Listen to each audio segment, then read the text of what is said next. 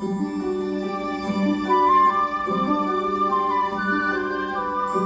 upon a time, there was a princess and a peasant.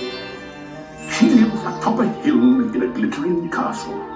There she had a servant who kept her castle in order, selected and pressed her robes for the day, prepared her royal breakfast, and served it to her in her chambers.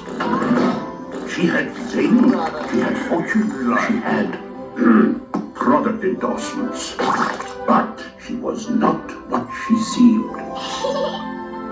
On the other hand, in a humble village far away, the peasant had none of her luxuries.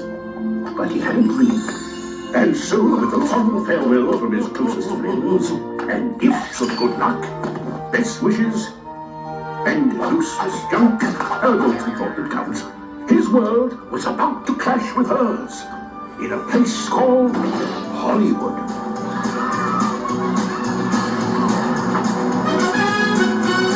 Our time has come, we're gonna walk in the sun. Pack my heart, we're ready to roll. We're gonna